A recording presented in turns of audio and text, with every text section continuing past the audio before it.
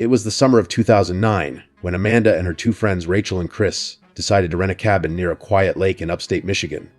They were college students looking for a cheap and adventurous getaway. The place they found online was old but affordable, described as a rustic lake house with a beautiful dock stretching out into the water. They thought it would be perfect for swimming, late night bonfires, and the freedom of being away from their parents. When they arrived, though, the house didn't look anything like the photos. The paint was peeling, the wood seemed weathered by years of storms, and the windows looked clouded with dust. The place felt abandoned. Still, being young and fearless, they brushed it off. The first night went smoothly. They grilled hot dogs, laughed, and even swam under the stars. But by the second night, Amanda noticed something strange. She woke up around 3 a.m. to the sound of footsteps creaking on the wooden dock outside. At first, she thought it was Chris going out to pee by the water, but when she peeked out the window, she saw the dock was empty. The sound, however, continued. It was the unmistakable sound of someone walking slowly on wood, echoing across the still water. She froze, staring, until the sound stopped as suddenly as it had started. She didn't tell the others because she didn't want to ruin the trip. On the third day, Rachel found a small wooden carving under her pillow. It was shaped like a human figure with hollow eyes burned into the wood. None of them admitted to putting it there. Chris laughed nervously, saying maybe it was left behind by a previous guest, but Amanda noticed Rachel's hands trembling as she held it. That night, Amanda dreamt of standing at the end of the dock, staring at the black lake water, and something pale with long fingers reached out from beneath the surface. She jolted awake, her heart racing, and found the window in her room wide open. The curtains swaying, though she was sure she had closed it before bed. The last night was the worst. Around midnight, Chris screamed from his room. Amanda and Rachel ran in and found him pressed against the wall, pointing toward the window. Someone was standing there, he whispered. A man, tall, dripping wet, just staring in at me. They checked outside but saw no one, though wet footprints trailed along the porch and ended at the front door. Terrified, they packed their things and left before sunrise, abandoning the cabin without looking back. Years later, Amanda looked up the lake house out of curiosity. She discovered the property had been abandoned since the late 1980s after a drowning accident took the life of a man who lived there. The listing they booked had vanished from the internet, and Amanda could never trace who posted it. To this day, she believes the man who drowned never left the lake, and that they had been his guests. In the summer of 2014, Daniel and his girlfriend Mia took a cross-country trip to visit her family in Arizona. The drive was long, and one night they found themselves too tired to keep going. They pulled into a small roadside motel in New Mexico. The sign buzzed with flickering neon letters, and the parking lot was nearly empty except for two rusty trucks. Inside, the lobby was dimly lit, and the man behind the desk smiled too widely, as if he'd been waiting just for them. He gave them a room key and said, "Don't go out after midnight. It's safer inside." His words struck Daniel as odd, but exhaustion made them ignore the warning.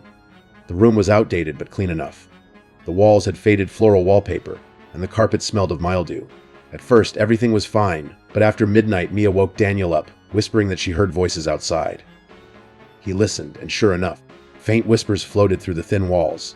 They sounded like several people standing right outside their window, murmuring in low, rhythmic tones.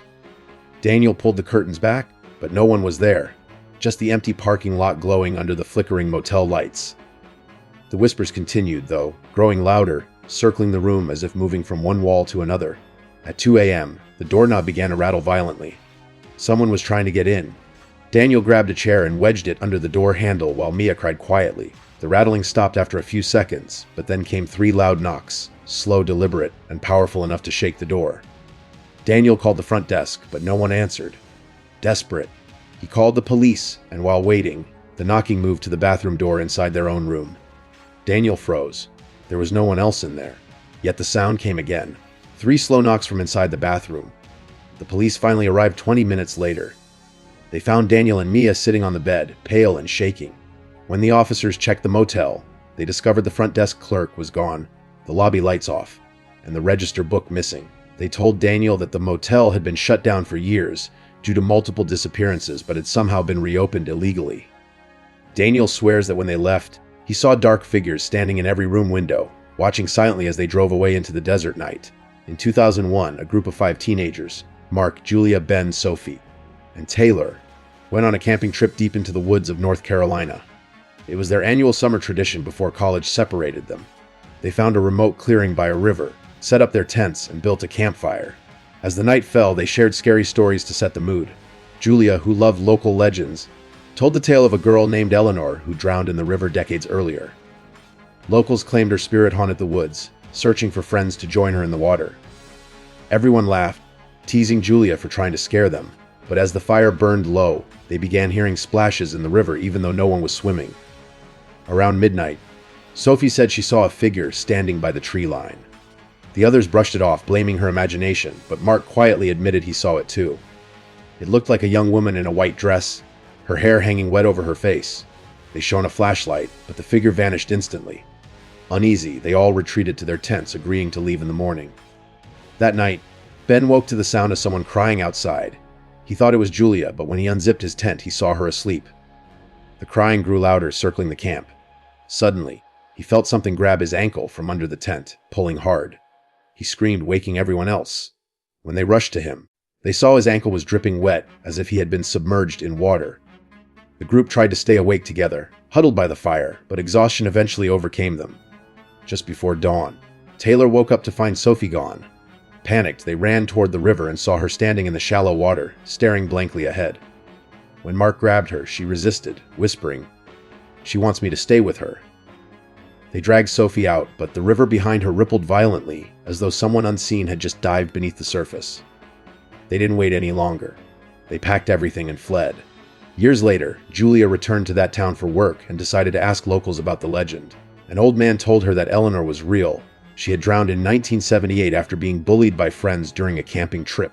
Her body was found in the same stretch of River Julia and her friends had camped near. The man warned Julia never to camp there again. She never told the others what she learned, but deep down, she knew the ghostly figure they saw that night was Eleanor, still waiting for company in the river.